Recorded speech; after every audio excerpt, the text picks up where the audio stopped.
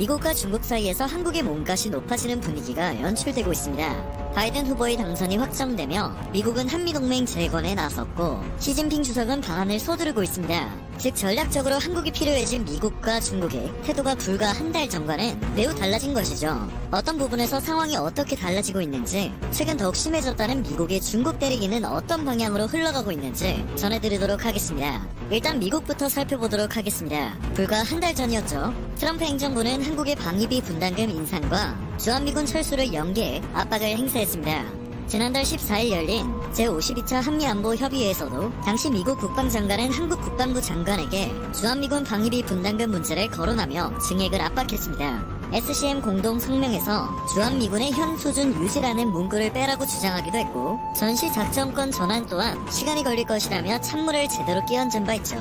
당초 예정되어 있었던 공동 기자회견까지 미국 측의 요청으로 돌연 취소되는 상황까지 벌어지기도 했습니다.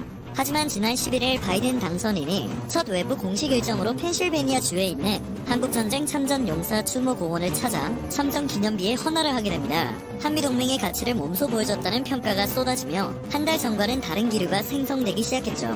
바이든 당선인은 문재인 대통령과의 전화에서도 한국에 대한 방위 공약을 확고히 유지하고 북핵 문제 해결을 위해 긴밀히 협력해 나가겠다는 약속을 전했습니다. 그리고 지난 17일 바이든 당선인의 최측근인 프랭크 자누즈 맨스필드 재단 대표 또한 대담을 통해 한반도 분단에 대한 어떠한 해결책도 한국의 국민들이 만들어내야 하고 미국은 지원하는 역할을 해야 한다고 말했습니다. 이어 바이든 당선인도 마찬가지로 한반도 문제에 대해 지도하는 역할을 고집하지 않을 것이라고 설명했죠.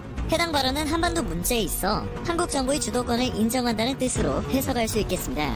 바이든 당선인은 동맹의 가치를 거래의 관점에서 보던 트럼프 행정부와 다른 관점을 가지고 있기 때문에 한 달 전과 상황이 많이 달라지게 된 것입니다. 동맹을 중시하는 바이든 당선인이 한국을 대하는 태도를 바꾸자 중국도 한국을 대하는 분위기를 바꾸기 시작했습니다. 시진핑 주석은 가능한 연내 방안을 하려는 움직임을 보이고 있습니다. 바이든 행정부가 출범하기 이전에 한국과 중국의 관계를 다지기 위해 방안을 서두르는 것인데요. 방탄소년단의 수상소감을 구실로 한국을 비판하고 한국전쟁 왜곡에 나섰던 한 달 전과는 사뭇 다른 분위기입니다. 시진핑 주석이 방한하게 되면 한중 정상회담이 성사될 가능성이 높습니다.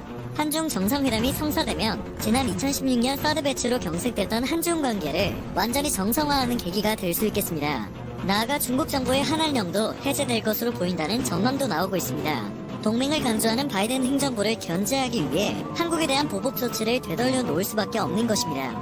중국 왕이 외교부장 또한 방안을 논의하고 있습니다. 왕이 부장이 이달 말 한국과 일본을 연달아 방문하는 일정을 조율 중이며 24일 혹은 25일이 유력한 것으로 전해집니다. 한국과 일본 방문 일정을 동시에 추진하는 것으로 보아 한중일 정상회담을 논의할 것이라는 관측도 제기되고 있습니다.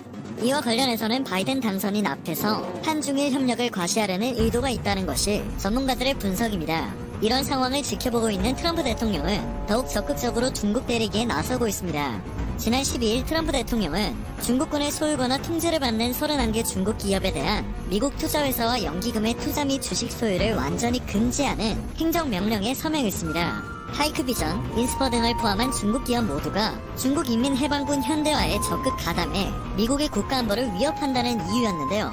트럼프 대통령은 여기서 멈추지 않고 20일 대만과 경제번영 파트너십 대화를 열어 중국이 미중 외교의 근간으로 꼽는 하나의 중국 원칙을 다시 무력화하며 중국을 자극할 예정입니다.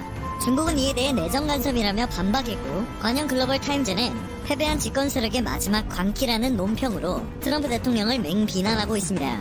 비판의 목소리를 내고 있긴 하지만 중국은 트럼프 대통령의 임기 완료 시점까지 계속해서 긴장을 할 수밖에 없는 상황입니다. 중국과 인연이 있다는 바이든 후보의 당선 확정에도 시진핑 주석이 지금까지 축하 인사를 전하지 못하고 있다는 점이 이를 증명하고 있죠. 앞으로 트럼프 대통령은 임기 마지막까지 중국 때리기에 목숨을 걸 것으로 예상됩니다. 앞서 전해드린 것처럼 바이든 당선으로 한국은 미중 사이에서 전략적 가치가 매우 높아지는 상황입니다.